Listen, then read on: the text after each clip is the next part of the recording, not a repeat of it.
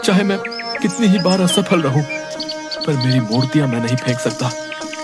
एक दिन यही मुझे कामयाब बनाएंगी। हाँ। गुड्डू ऐसे ही उस मूर्ति को लेकर वहां से निकल जाता है।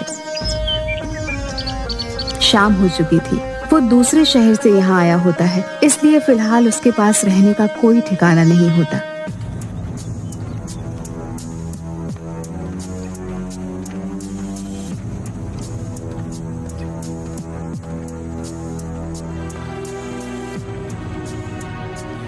गुड्डू बहुत थक गया होता है, इसलिए वहीं बेंच पर पीठ लगाकर एक झपकी लेने लगता है। गुड्डू काफी देर तक सोता रहता है और फिर अचानक एक आवाज के साथ उठता है। कौन है? पर वहां कोई होता ही नहीं। अचानक गुड्डू की आंखें हैरान से बड़ी हो जाती हैं जब वह अपने सामने अपनी मूर्ति को देखता है। ये मूर्ति तो टूट गई थी, ये वापस ठीक कैसे हो गई? वो मूर्ति के पास जाता है और उसे छूकर देखने लगता है। ये तो सच में पूरी हो गई, पर ये हुआ कैसे? ये तो पूरी टूट गई थी। गुड्डू अच्छे से ऊपर से नीचे तक, आगे से पीछे घूमकर उस मूर्ति को देखता है और फिर अचानक खुशी से उसकी आंखें चमक जाती है। ये तो चमत्कार हो गया, मेरी मूर्ति ठीक हो गई, मेरी मूर्ति। गुड्डू खुश होते हुए उस मूर्ति को गले से लगा लेता है। कोई बात नहीं, अगर इस बार मैं सफल नहीं हुआ, पर तुम ठीक हो, ये मेरे लिए बहुत बड़ी बात है। वैसे भी शहर में मैं किसी को नहीं जानता, तो आज यहाँ रुक जाता हूँ, सुबह होते ही चला जाऊंगा। गुड्डू उस मूर्ति को एक पेड़ के नीचे खड़ा करके एक दुकान पर कुछ खाने के लिए लेने चला जाता है और थोड़ी देर बाद जब वो वापस आता है तो हैरान रह जाता है। मेरी मूर्ति कहाँ गई? यही तो थी मेरी मूर्ति, मेरी मूर्ति। गुड्डू वहीं खाने का सामान रख आसपास मूर्ति को ढूंढने लगता है और आसपास देखते हुए उसकी नजर पार्क के गेट पर चली जाती है, जहां मूर्ति के पास एक औरत खड़ी होती है जो ध्यान से मूर्ति को देख रही होती है।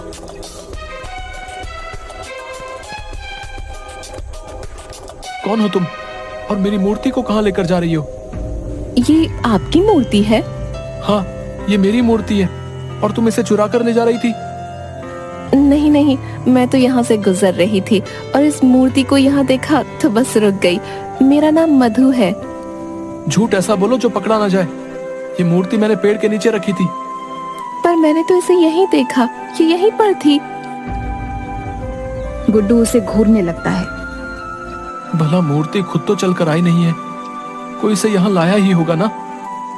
मुझे नहीं पता, पर आपकी ये मूर्ति बेहद खूबसूरत है। आपने खुद बनाई है? हाँ, मैंने बनाई है, पर कोई मतलब नहीं है। मतलब क्यों नहीं? कितनी खूबसूरत मूर्ति है ये। ऐसी और भी होंगी, आप इन्हें एग्जीबिशन में क्यों नहीं रखते? कौन रखेगा मेरी मूर्ति को एग्जीबिशन में? वहाँ तो बड़े बड़े लोगों के राज हैं और मैं ठहरा छोटा सा मूर्तिकार। अरे, इसमें छोटे बड़े की बात कहाँ से आई? बात तो तुम्हारे जादू की है। कितनी खूबसूरत मूर्ति है। तुम बहुत हुनरमंद हो। तुम्हारे हुनर में ऐसा जादू है कि मूर्ति बिल्कुल जीवित नजर आती है। हुनरमंद होने का क्या फायदा जब मैं कुछ कर ही नहीं सकता? हम गरीबों की मदद कौन करेगा? ऐसा क्यों बोल रहे हो? अगर तुम बुरा ना मानो तो मैं कल होने वाले एग्जीबिशन में तुम्हारी मूर्ति को रखवाना चाहती हूँ। कल वाले एग्जीबिशन में? पर कैसे? कौन है आप? मधु ने उस मूर्ति को देखा और कुछ सोचने लगी। मैं एक मूर्तिकार हूँ। सिर्फ मूर्ति ही नहीं बनाती, बल्कि उनकी भावनाओं को भी समझती हूँ। और कल ये मूर्ति एग्जीबिशन में जरूर रखी जाएगी।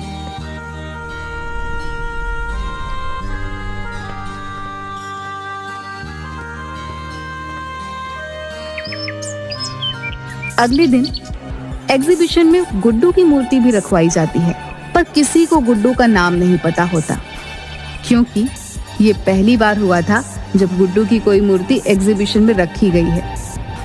गुड्डू खुश होकर देख रहा था। सबसे ज्यादा भीड़ उसकी मूर्ति के सामने होती है और ये सब देखकर उसे बेहद खुशी होती है। करण शिंदे ये सब देखकर उसके पास आता है।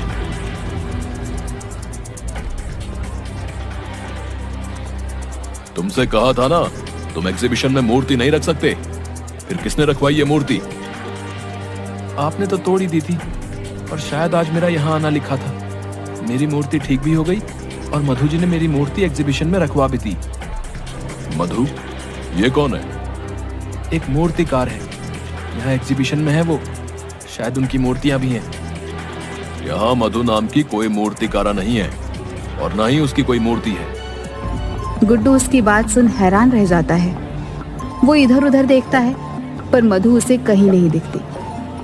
वो सारी मूर्तियों को भी देखता है पर उसे कहीं पर भी मधु की मूर्ति नहीं मिलती। ये सब क्या हो रहा है? मधु नाम की कोई इंसान नहीं। फिर वो कौन थी जो कल मुझे मिली थी, जिसने मेरी मूर्ति यहाँ प्रदर्शनी में रखवाई? गुड्डू परेशान सा यहाँ वहां देख रहा था। तभी अचानक उसकी नजर अपनी मूर्ति पर चली गई।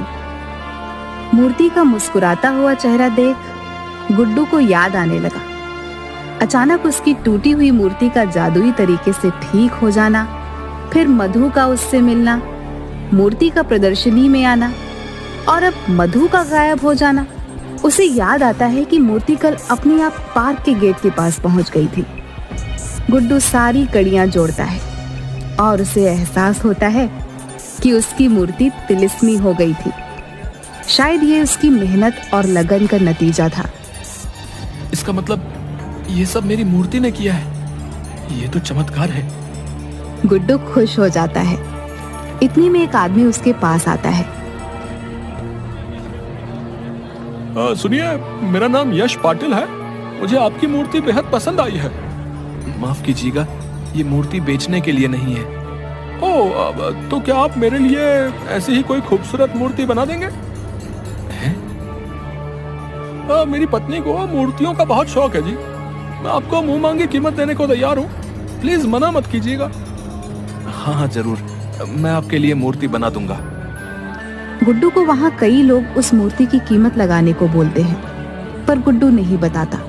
तो वहाँ खड़े कई लोगों ने खुद उसे मूर्ति बनाने को कहा था और मुंह मांगी कीमत में खरीदने को भी।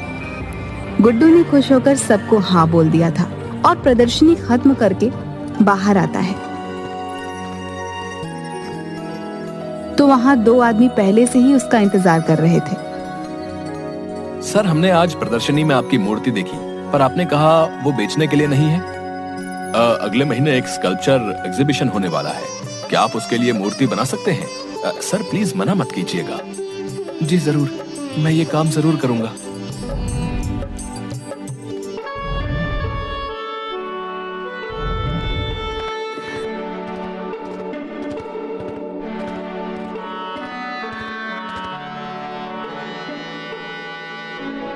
उसे यकीन हो गया था कि ये सब उसकी मूर्ति ने किया है। वो लोग 2 लाख रुपए एडवांस भी देते हैं, जिससे गुड्डू जमींदार के पैसे चुका देता है।